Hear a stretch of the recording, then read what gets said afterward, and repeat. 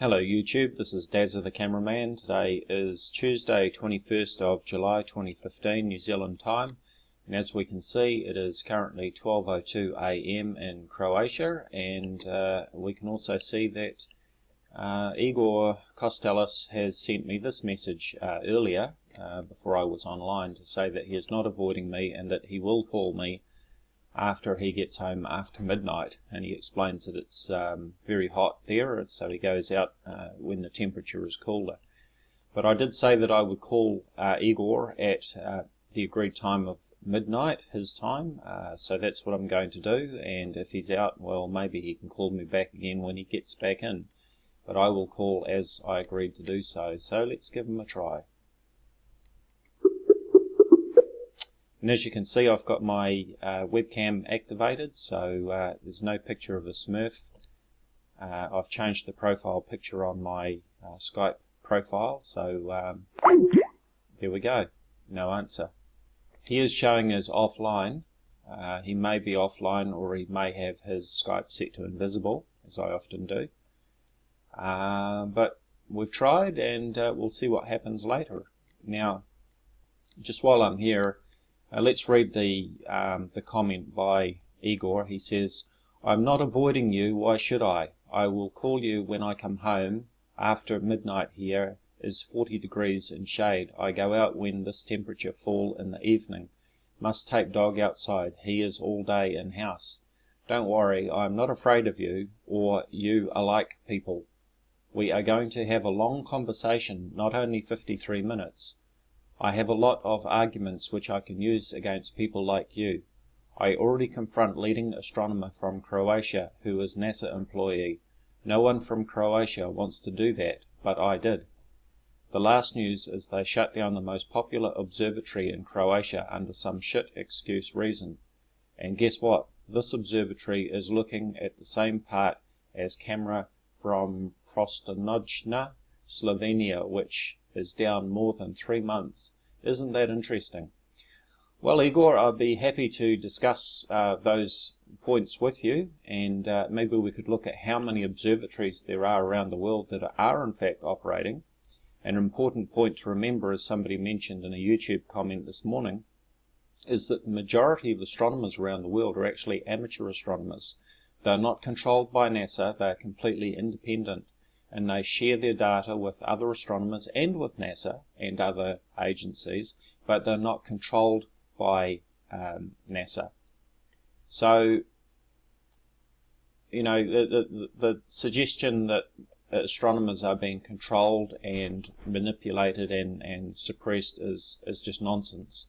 It's impossible. Now, you say that you've got a lot of arguments which you can use against people like me. Now, I'm sure that you would want to get into looking at different webcams and all that sort of thing. What I want to avoid doing is to get into a great big long drawn out analysis of webcam after webcam after webcam. If you can do a summarized video where you show the same object in the different cameras and compile it into a shorter video, because we don't want to spend the whole time going from webcam to webcam and having you look at clouds and saying that they're Nibiru, Planet X and all this sort of thing.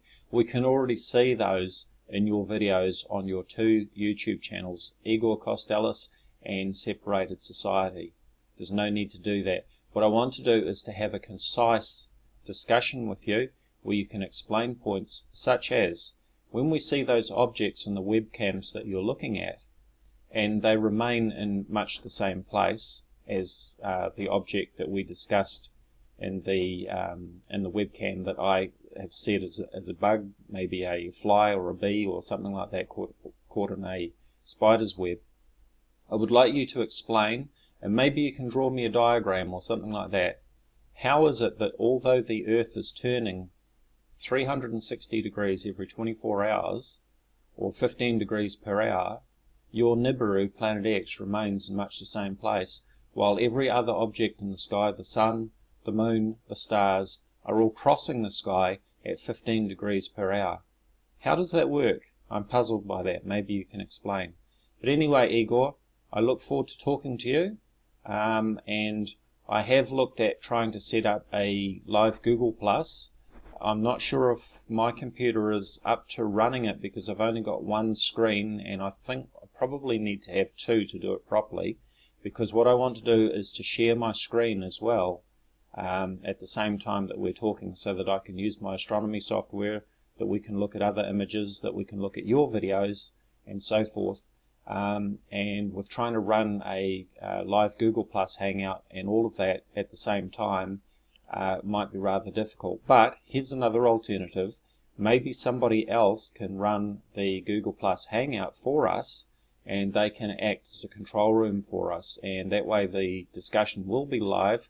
It'll go out live to the audience as you requested, and then the other person can act as an independent controller, so that we don't have to worry about running all of that. So that's my suggestion. I do want to have a respectful discussion with you.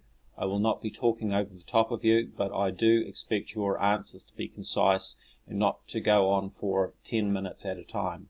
You know, you should be able to make your point in 2 minutes at the most, because obviously we don't want to go on too long, and it's what I'm trying to avoid doing in even these short videos, and I'm already up to 6.5 minutes now. So there we have it. I look forward to hearing from you, Igor, and hopefully you can call me soon. Thank you.